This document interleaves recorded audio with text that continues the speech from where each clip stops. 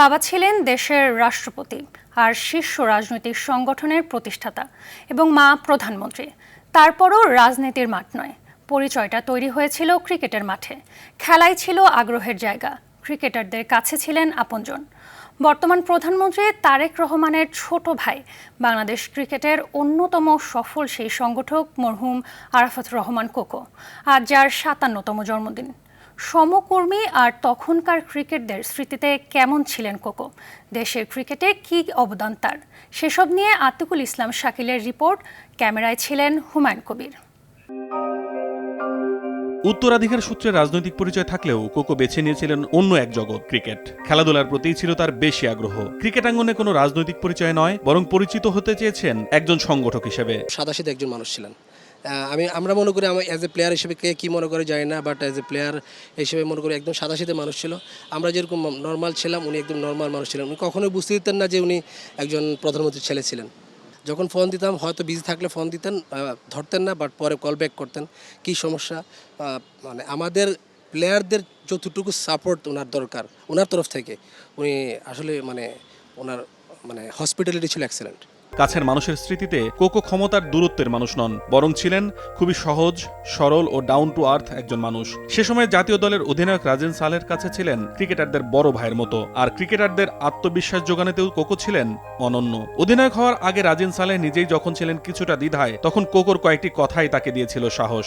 সুমন ভাই ইনজুরিতে পড়েন, তারপরে হঠাৎ করে ঘোষণা আসলো যে আমি ক্যাপ্টেন্সি করব ইংল্যান্ডে গিয়ে।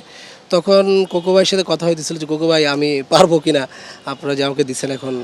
তখন আমি ভাইস ক্যাপ্টেন ছিলাম। তখন বলতেছি যে পারবে না কেন, অবশ্যই পারবা, এবং তুমি সে ক্যাপেবল দেখে আমরা করেছি। আমরা তোমাকে সর্বোচ্চ সাপোর্ট করব এবং তুমি করে যাও। লাইক কোকো ভাইয়ের কাছে আমি এবং তাপস বসে একটা পার্সোনাল একটা কাজের জন্য গিয়েছিলাম। ওনার মোবাইল বা ওনার অ্যাক্সেসটা এত সুন্দর ছিল প্লেয়ারদের জন্য যে সবসময় ওপেন ছিল। কোকোর স্বপ্ন ছিল বাংলাদেশের ক্রিকেট গড়ার। মাঠের সংকট, অবকাঠামো আর ঢাকার বাইরে ক্রিকেট ছড়িয়ে দেওয়ার বিষয়েও ছিল তার আগ্রহ। গেম ডেভেলপমেন্ট কমিটির প্রধান হিসেবে কোকোর অন্যতম উদ্যোগ হাই পারফরমেন্স ইউনিট, যেখান থেকে পরবর্তীতে উঠে এসেছে বাংলাদেশের ক্রিকেটের একাধিক তারকা। ওই উদ্যোগটা যদি না নিতেন উনি, তো ওই তৃণমূল থেকে যে প্লেয়ারগুলো বের হতো না আজকে। সাকিব আল হাসান কোথা থেকে আসছে? জিডি থেকে আসছেন। সাকিব আল হাসান বলেন, তামিমরা বলেন। উনি ক্রিকেট ডিপ্লোমেসিতে এত ভালো ছিলেন যে ক্রিকেট অস্ট্রেলিয়া আমাদেরকে সহায়তার হাত বাড়িয়ে দিয়েছিল, এবং আমাদের যে এজ গ্রুপের যে খেলা চালু করা, আন্ডার 15, 17, 19, এইগুলি করার জন্য উনি সর্বোচ্চ চেষ্টা করেছেন। উনি দেশের বাইরে থেকে, বিশেষ করে অস্ট্রেলিয়া থেকে যে কোচগুলি এনেছিলেন, ট্রেনার এনেছিলেন, তারা যেভাবে কাজ করেছে বাংলাদেশের ক্রিকেট উন্নয়নে, সেটা অনস্বীকার্য।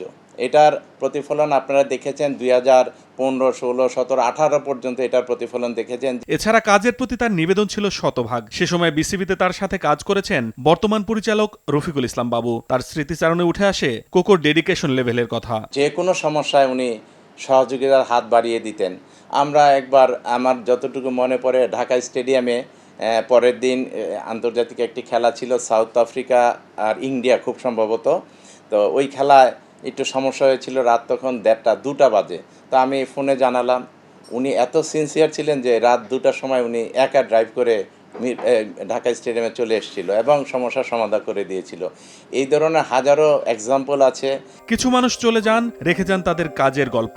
কিছু মানুষ থেকে যান মানুষের স্মৃতিতে, তাদের ব্যবহার, ভালোবাসা আর সহজ সরল আচরণে। আরাফাত রহমান কোকো তেমনই একজন। রাজনীতির আলোয় বড় হওয়া একজন মানুষ হলেও খেলাধুলার প্রতি ছিল বেশি টান, আর তাই মৃত্যুর এক যুগ পরও ক্রিকেটাঙ্গনে তার অবদান নিয়েই বেশি স্মৃতিচারণ করেন তাকে কাছে থেকে দেখা মানুষগুলো। 57তম জন্মদিনে তাই কোকোকে স্মরণ রাজনীতির পরিচয় নয়, ক্রিকেটের মানুষ হিসেবেই। বলেছিল যে আমি এই মাঠগুলিকে এত ভালোবাসি যে আমার সন্তানদেরকে যেভাবে ভালোবাসি, মাঠগুলিকেও ঠিক আমি ওইভাবে দেখতে চাই, লালন পালন করতে চাই। অর্থাৎ মাঠের যাতে কোনো ক্ষতি না হয় সেই দিকটা উনি অনেক লক্ষ্য রাখতেন।